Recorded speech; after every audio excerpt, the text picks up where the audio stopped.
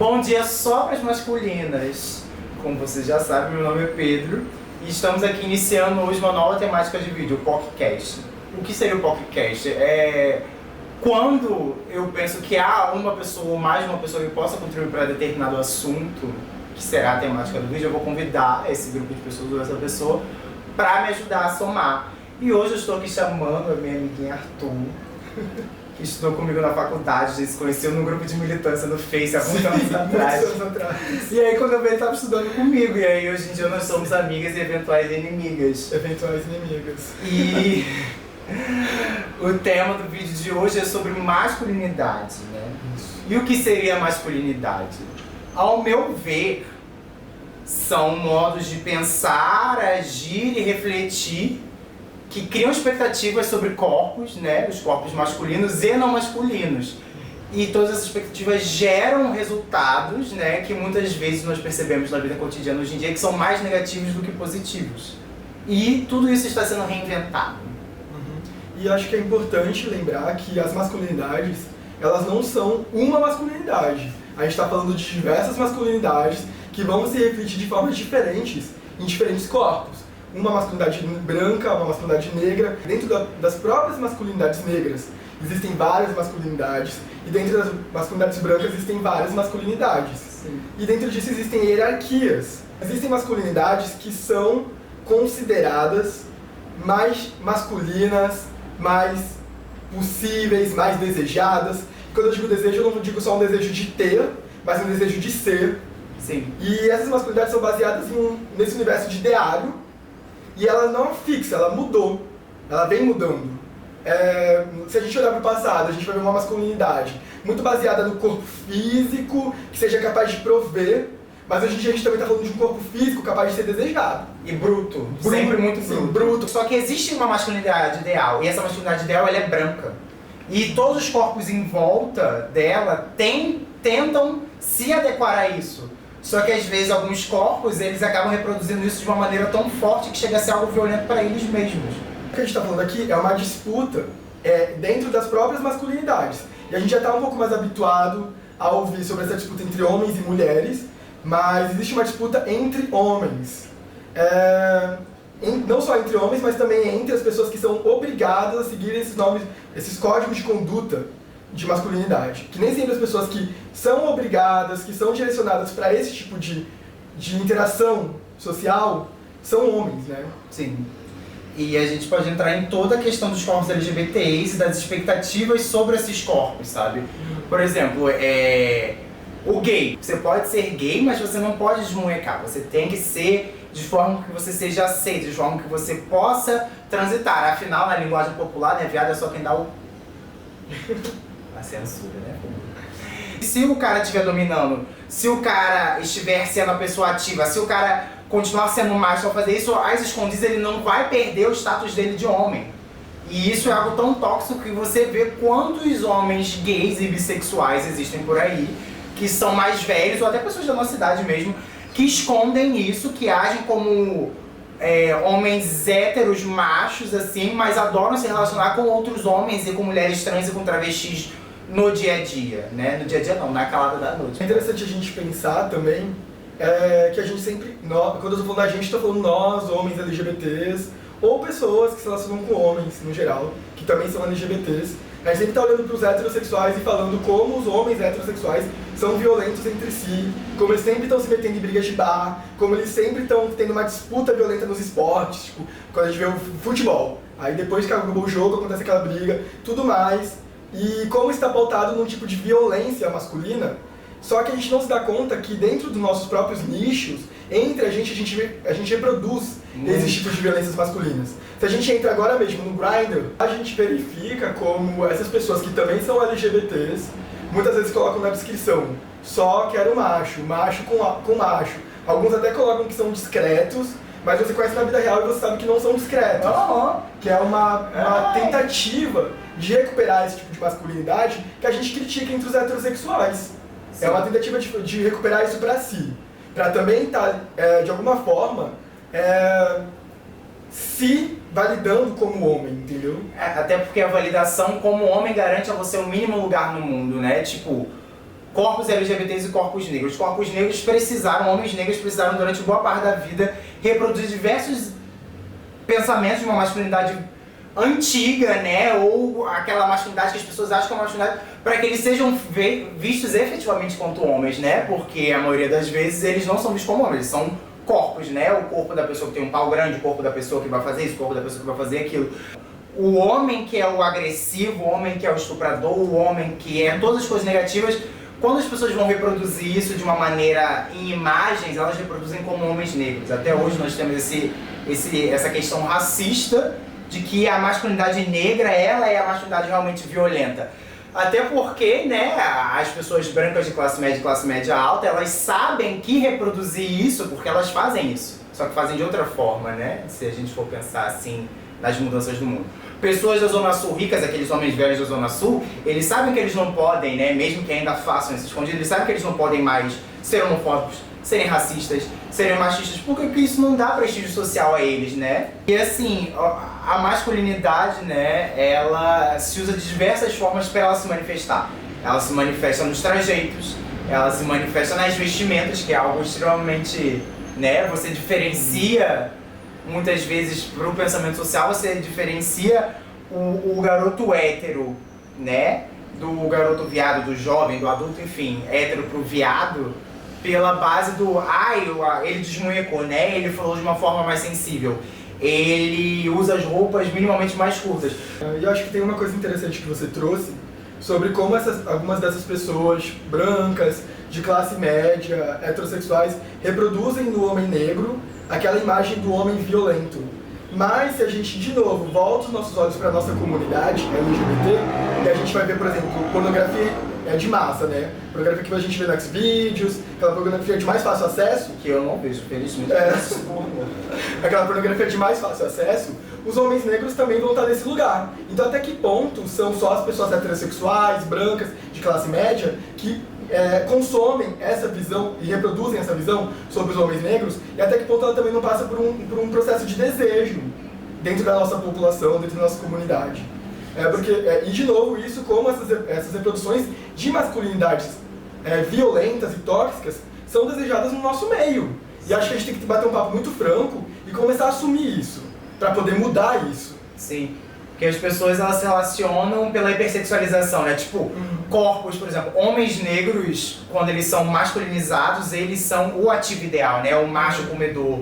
Eles são... O macho predador. O macho predador, o mavambo, né? Se o homem gay negro, ele é afeminado, é um desperdício, né? É triste, não parece um homem, aí você sai pro outro papel, porque assim, e os papéis do que é masculino. Bichos afeminados automaticamente têm que ser passivas, porque elas não seguem uma masculinidade, elas não seguem algo, ou seguem um outro tipo de masculinidade, né? Sim. E aí elas são passivas, elas são submissas, por quê? Porque elas não representam o tipo ideal do homem, mesmo que elas sejam orgulhosas e tenham noção de que elas são homens gays, elas não são vistas sexualmente como dignas de serem homens, né? Elas são objetos a serem comidos, a serem arrombados. Desculpa o vocabulário, mas essa é a grande verdade da nossa comunidade, assim. Eu acho que a refletir um pouco sobre isso, assim. A gente fala muito sobre o que fazem com a gente, né? O que fazem com os homens negros, mas a gente tem que pensar o que nós fazemos com o que fazem da gente. A partir do momento que a gente é colocado nesse lugar de um tipo de fetiche, de um tipo de desejo, que a gente pode até acessar alguns corpos, alguns lugares, se a gente reproduz. Por exemplo, eu reproduzi um macho ativo, eu vou ter acesso a alguns corpos. Alguns homens vão me procurar. Mas até que ponto isso não vai me fazer contribuir e alimentar essa perspectiva de masculinidade tóxica, que é uma masculinidade que tem matado não só os homens, mas tem matado as bichas, tem matado as trans, tem matado mulheres. Eu acho que a gente está num ponto que a gente tem que começar a problematizar o nosso desejo e por que o nosso desejo é esse, como ele se construiu. Entendeu? Acho que a gente tem que começar a problematizar essas coisas, a se questionar dessas coisas. O homem branco, ele é o galã, o homem negro, ele é o pedreiro, que no nosso caso aqui no Sudeste, as pessoas que vêm do Nordeste também, né, Sim, tem isso. Tipo, o homem branco, ele é o ideal, o homem negro, o homem nordestino, ele é o pedreiro, ele é o sem tato, né. O homem branco, ele é o rapaz bonito, né, que você quer casar, o homem preto, Ou aquelas pessoas que não têm traços brancos, são as pessoas que vão te fuder gostoso. Sim. Então, assim, são expectativas nocivas sobre certos corpos e as pessoas não percebem que elas falam isso e que pra elas é show. Entendeu? E às vezes elas internalizam isso porque é a forma delas se sociabilizarem. Então, tudo bem, eu concordo que existe essa questão da violência que você vai passar por você negar papéis de gênero, de uma masculinidade ideária, de uma masculinidade hegemônica, mas também existem espaços de liberdade, de autoconhecimento, de potência de criação, enquanto você não é um homem que vai seguir todas essas regras, todo esse código de condutas, todo esse código de comportamento. Por exemplo, dentro da minha casa, hoje em dia, se minha mãe me vê com outro homem, ou se ela me vê fazendo alguma coisa que ela não considera masculino bastante, hoje em dia tá tudo meio que muito bem. Porque eu fui me libertando desses códigos de condutas mais fixos e essa masculinidade foi deixando de ser esperada pra mim. Hoje em dia tem pessoas que me olham e não esperam que eu seja um machão. E isso é um tipo de alívio, isso é um tipo de respiro. Então eu acho que a gente tem que pensar assim nessa ótica da violência, mas a gente também tem que pensar na ótica da liberdade, da autonomia, o quanto não seguir esses códigos de conduta, esses códigos, essas regras, dá autonomia para o ser humano. Porque assim como existe essa expectativa que ele seja o machão, a partir do momento que as pessoas à sua volta sabem que você não é o machão, você não vai precisar sempre ser o machão. Então, assim, de novo aquela pergunta, o que nós fazemos com o que fazem da gente, assim, acho que a gente sempre tem que estar se perguntando isso para também não entrar num lugar em que veja que ser homem é um castigo que não existe um tipo de saída. Existe saída, isso depende das nossas compreensões sobre nós mesmos, de um esforço de pensar em si mesmo como uma potência criativa de vida, o que eu posso fazer com minha própria masculinidade. E acho que essa é a maior dúvida que a gente está enfrentando agora, porque a gente vê como a masculinidade vem mudando e as pessoas têm ficado um pouco confusas. Algumas procuram abrigo nessa masculinidade mais antiga, mais conservadora, algumas procuram abrigo numa masculinidade que vai voltar ao próprio corpo, sem tentar fugir muito do que é a regra, que é o que a gente chama de metrosexual. As pessoas criaram o termo metrosexual. Não sei se como as pessoas, né, criam coisas para que tipo, elas possam ser homens com posturas diferentes, assim. O homem metrosexual é o homem que toma banho, faz a barba e passa shampoo e condicionador. E é isso, assim, eu acho que a partir do momento que a gente vai buscando outras formas de ser homem, a gente vai modificando essa masculinidade. Mas eu acho que a gente tem que modificar essa masculinidade não só a ponto de que nós consigamos algum tipo de liberdade, mas também ao ponto que outras pessoas consigam se sentir mais livres. Então eu estou convidando a gente para fazer, nós que somos homens e estamos querendo continuar sendo homens. Isso é com vocês. Isso. Refletir sobre nossa masculinidade a ponto dela ser uma masculinidade confortável para nossa própria existência, mas enquanto ela for desconfortável para outras pessoas, ela não é libertadora. E vai gerar consequências que no fim das contas vão voltar pra gente também. Então acho que assim, esse é o convite. Ai, amiga, amei, você tá muito empolgada. Eu gostei muito disso. Eu adorei esse conceito da sua empolgação. Então, uma coisa que eu acho muito importante a gente pensar quando a gente fala sobre a masculinidade, né, tirando toda a questão das posturas e expectativas sobre a forma com que nós nos portamos, é pensar como os nossos corpos vestem a masculinidade, né, na aceitação ou negação de traços corporais, na questão da vestimenta, porque assim, hoje em dia, né, a gente debate outras possibilidades do corpo do homem para além do corpo musculoso, né? Óbvio que a gente vive numa sociedade onde as pessoas prezam que as outras sejam magras, então o corpo magro do homem ele é o ideal. Só que assim, homens reproduzem, né, essa possibilidade do homem, né, de reproduzir, por mais que ele não tenha o corpo ideal da sociedade, as pessoas com quem vão se relacionar com ele necessitam ter um corpo ideal, em relações tanto heterossexuais como homossexuais, né? Isso é uma coisa muito curiosa, assim. Tem essa exigência do corpo E, inclusive, eu acho que isso é uma coisa muito cruel na cultura gay, porque os gays são muito cruéis em relação a corpos de outros gays, de bis afeminados e de trans, que dá contra a comunidade LGBT no geral, na verdade, né? Porque eles reproduzem muito essa exigência do homem hétero sobre outros corpos. Mas, assim, a questão do bigode, né? A questão do cabelo. É permitido aos homens brancos, principalmente a eles, terem esse negócio do cabelo longo, né? Quando é um cabelo liso, aquela coisa bem estruturada, bonita, porque o homem do cabelo longo, aquela coisa surfista, né? Surfista Ipanema. Mas aos homens negros, né? O cabelo grande é um sinal de desrespeito, de desgrenhamento, de que ele não é um homem direito. É necessário, né? Mais uma vez a reprodução da masculinidade acontecendo sobre esses corpos, do podar do seu corpo. Óbvio que isso tem a ver com o racismo, principalmente, né? De que não é um cabelo aceitável, não é bonito, não é maleável. Só que ele precisa ser um homem à risca, né? O cabelo curtinho, bonitinho, as roupas mais, né? Que indiquem aquela coisa despojada, né? Frente a uma mudança desse comportamento. Só que tem havido essa mudança legal da questão do uso das tranças nos homens, né? Isso era algo muito comum na cultura americana, principalmente dos homens negros. E que hoje em dia a gente tem os moleques, né, usando nas favelas trans, por mais que ainda haja essa resistência, e a gente tem muito esse traço do cabelo na régua, né, do corte na régua, que eu acho muito disfarçado. E isso, que eu acho maravilhoso, é uma marca nossa maravilhosa.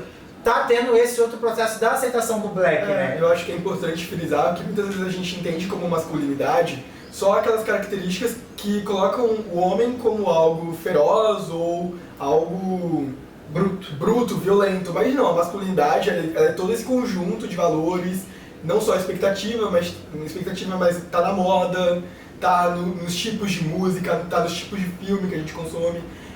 O fato de como a Cholodasco falou, como fica o cabelo, como fica o bigode, como fica a barba, isso também tem toda uma relação com a masculinidade. Então assim, a gente não pode cair no perigo de pensar que masculinidade são só as expectativas de violência.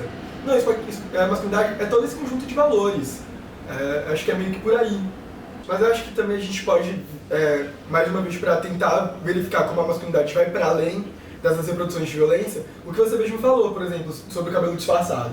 O cabelo disfarçado, ele é uma forma de masculinidade muitas vezes, por mais que muitas mulheres usem o cabelo disfarçado. Mas a gente sabe, por exemplo, quando a gente vê aqueles ensaios fotográficos de cabelo disfarçado, sempre tem vários homens, assim. É uma marca masculina e não necessariamente ela tá... Masculina negra. Né? Masculina negra. E não necessariamente ela tá veiculada a um tipo de violência. A masculinidade não precisa estar vinculada a um tipo de violência. A masculinidade por si só não precisa ser a violência. Ela pode existir de formas que não sejam violentas. Eu acho que essa coisa do disfarçado é um grande exemplo. E tem esportes que não necessariamente sejam competitivos, que estão vinculados a esse mundo masculino. E eu acho que tem que ser para todo mundo, com certeza. Mas é pra gente pensar que existem possibilidades de masculinidades que não necessariamente sejam reproduções de violência. Uma cena que é muito comum para pensar na diferença das possibilidades do ser masculino entre pessoas brancas e negras, por exemplo, é tipo assim, você vai pra Pedra do Arpoador ou pra própria Ipanema, assim, aquela região do Arpoador, assim, e você vê que muitos meninos negros, a maioria deles vem dali do Pavãozinho, do Cantagalo e tal, das favelas próximas, eles vão ali pra pular da pedra, tipo, é uma coisa que é muito legal fazer, vamos pular da Pedra do Arpoador. Só que assim, quando você vê aglomerações de jovens negros, principalmente homens, automaticamente você já pensa que eles vão fazer merda. Então, assim, as pessoas ficam com medo deles, de estar ali perto deles, sendo que, tipo, são crianças se divertindo, sabe? São crianças que estão indo ali, porque o espaço da cidade é agressivo e elas não têm muito pra onde ir, às vezes. Elas estão simplesmente se divertindo. Mano, se eu morasse perto da praia, eu ia amar ficar pulando a praia. Muitas vezes homens negros não estão reunidos e não necessariamente é pra fazer algo ruim. É isso, existe. A gente tem que justamente incentivar que esses espaços de socialidade masculinas possam ser propositivos para esses homens. Não achar que só porque são um monte de homens reunidos precisa ser ruim. É necessário a gente entender que existem corpos que são agressivos, assim. O corpo de uma bicha, o corpo de uma travesti é agressivo, mas também o corpo de um homem negro, quando ele está num momento de lazer, no qual ele não está sendo monitorado e controlado, né? Porque ao homem branco é possível ele ser homem em sua plenitude ou deixar de querer fazer atividades que são ditas de homens, né? Com uma facilidade. Ao homem negro, não. É necessário cuidado e o medo do que ele está fazendo vai deixar de fazer, porque ele é um risco potencial. Então, assim, às vezes as possibilidades de ser além desses corpos é cortado, né? A gente não tem a possibilidade desses corpos crescerem, poderem explorarem outras coisas além do que é botado que eles têm que ser, né? Escolhas. Escolhas. Façam escolhas que não sejam limitantes a vocês mesmos. É isso que a gente tá falando. Não é porque você é homem que você tem que fazer coisas que sejam limitantes. Choices. Chegando agora no fim do vídeo, né? Além de pedir pra que você recomende uma música, que é a gente tem que, né, fazer esse babado da música informação, que pensa sobre a questão da masculinidade, eu queria que você falasse algum conselho ou reflexão que você tem sobre essa questão da masculinidade ou das masculinidades e como isso influencia a vida. Eu penso muito, quando eu penso em masculinidades, eu penso muito no universo dos cuidados, porque é uma coisa que homens, no geral, não têm adentrado, têm negado. E pensando corpos negros e LGBTs, o cuidado é muito importante. Porque muitas vezes essa pessoa negra LGBT é a pessoa que conhece a rua muito mais cedo, é a pessoa que é expulsa do espaço, do lar, o espaço da família, muito mais cedo. E como esses cuidados geralmente estão destinados à família, à mãe, às mulheres, quando você tem que conviver com uma violência cotidiana ou com uma falta desse cuidado vindo de outros, você é a pessoa que tem que exercer esse cuidado por você mesmo. Então não só o autocuidado, mas o cuidado com o próximo. Então o meu conselho é esse, procurem terapia. E quando eu estou dizendo autocuidado, eu não estou dizendo autocuidado da blogueira que faz a pele, skincare. Eu estou falando desse cuidado de terapia, de vocês prestarem atenção com que pessoas vocês se relacionam. Eu estou falando isso pra mim também. Importante. Com que pessoas vocês se relacionam, em que espaços vocês transitam, e sempre pensando e divulgando e tentando praticar o cuidado e o autocuidado. Porque eu vejo muito falando-se de autodefesa, mas geralmente os homens já estão muito habituados a aprenderem a se defender e atacar muitas vezes, que a gente fala de defesa, mas muitas vezes é um ataque. Essa defesa se confunde com o ataque, né? E esse ataque se confunde com a defesa. Mas e o cuidado, né? Então, assim, pessoas negras LGBTs, principalmente os homens, aprendam a se cuidar e a cuidar dos outros. É esse universo que a gente tem que começar a acessar pelo nosso bem mesmo, assim. Eu não estou falando só pelo bem do outro, mas pelo nosso bem também. É isso. E a música? E a música, eu gostaria de indicar uma música do Blood Orange. Eu acho que o nome dela é Jewelry. E eu, primeiramente, pensei muito no clipe, porque mostra homens caracterizados com um estilo bem masculinizado, sem camisa, um estilo que pode ser considerado bem gangsta, mas eu não sinto que eles estão sendo hipersexualizados ali, nem demonstrando violência, que é geralmente onde esses corpos são representados, né? Num espaço de violência, num espaço de hipersexualização. Eles estão dançando, se divertindo, e tem uma cena linda com um homem negro com asas de anjo, que é perfeita. Mas não só pelo clipe, a própria letra, eu sinto que ele está tentando um pouco passar qual é a vivência dele como homem negro passando pelos espaços, sendo aceito ou não sendo aceito, como é essa vivência no mundo, né? Como é ter esse corpo no mundo, assim. Eu sinto que ele está falando um pouco sobre isso. Acho que essa é a minha contribuição e essa é a minha indicação de música para vocês. E a minha, né, que ela é bem óbvia, né, todo mundo lembra dela, é If I Were a Boy, da Beyoncé. Muito pela questão do clipe, porque uma cena do clipe que me marca muito é quando ela tá, né, fazendo o papel social do homem, e aí o cara tá com ciúme, e ela pergunta assim, por que você está com tanto ciúme? Não é como se eu fosse transar com um cara. E aí é nesse momento que o clipe reverte, né, e volta pra ela no papel dela, da mulher Beyoncé, e o cara falando pra ela, por que você está com tanto ciúme, né? Não é como se eu estivesse transando com a garota. E tipo, toda aquela reprodução do papel do homem, todas essas coisas, além da letra, né? Mesmo que sejam, tipo, questionamentos gerais, ela é legal, né? Hoje em dia, 11 anos depois do lançamento, pra gente talvez repensar um pouquinho dela. Muito obrigada, amiga, por você ter vindo, né? No caso, eu ter vindo à sua casa. Mas assim, muito obrigado por me receber e por ter me ajudado com isso. Sinta-se sempre bem recebido, né? Obrigado. Eu também gostaria de deixar aí uma pista que em breve talvez eu vou estar lançando também algum projeto em breve. Soon, em breve. Obrigado por assistirem. Um beijo para as masculinas, para as bichinhas, né? Para as travestis, para as trans e para todo o resto do público que nos assiste também.